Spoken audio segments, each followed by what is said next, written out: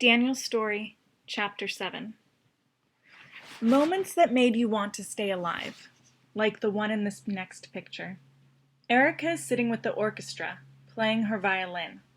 Mother, father, and I were in the audience, of course, as were Friedrich and Rosa. Rosa and I sat next to each other. My family was so proud of Erica. At 13, she was the youngest member of the orchestra. It was an evening of Beethoven. I sat beside Rosa, madly in love, and felt the music lift me out of the ghetto, beyond its cruel walls, to a place where the spirit was pure and free. The music reminded me that beauty did exist, somewhere, and suddenly I wanted very much to survive this nightmare. Erica played, as usual, with her soul, and I knew that, to her, music and life were one.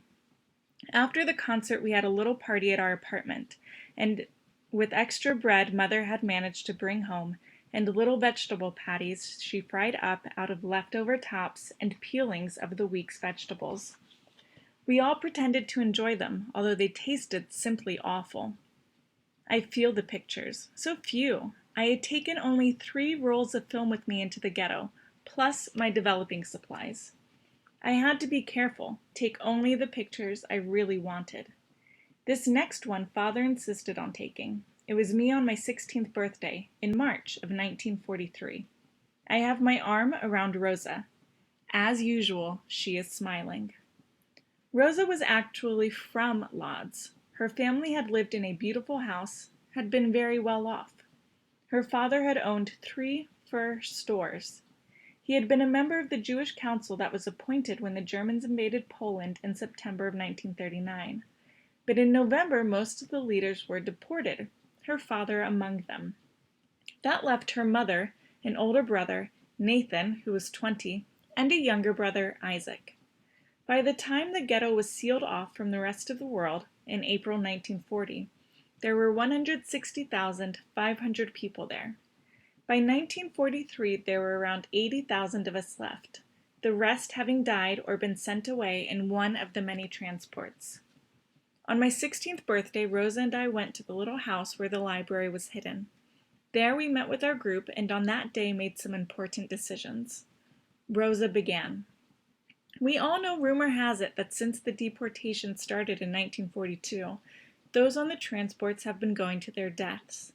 Apparently, Mr. Stein found a letter in a pants pocket when he was sorting through the clothes sent back from a transport. The letter said the group had been taken to Chelmno, and that they were to be killed. She paused. The deportations have slowed for the moment, but what if they begin again? I think we should be prepared. I agree, I added. We should begin to think of hiding places and set up a warning system so that the group can work together to save people.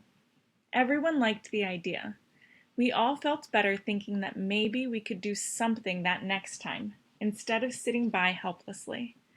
And then we had a long discussion about Palestine, a place we all hoped would become a Jewish homeland. We vowed that if we survived, we would gather there and become a community. We would work the land and be real pioneers. Some of the group had studied agriculture at school, and they discussed the planting of fruit trees and harvesting of olives. For a moment, we were transported out of the ghetto into a magical place of freedom, hard work, and camaraderie. That summer, Rosa and I saw each other every evening. We would meet in the crowded courtyard of our building and try to get the best seats, the ones on the cool brick that surrounded the unused fountain. We would dangle our legs and talk.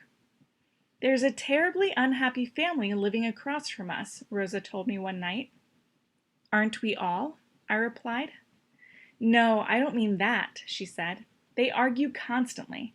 The father is horrible and greedy. He steals his children's rations. There are 2 children, a 14-year-old boy and a 15-year-old girl. The mother must be dead.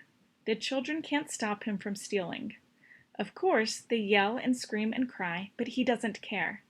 They've started to carry their bread with them at all times, because if they leave it out, he'll eat their whole week's ration in one day.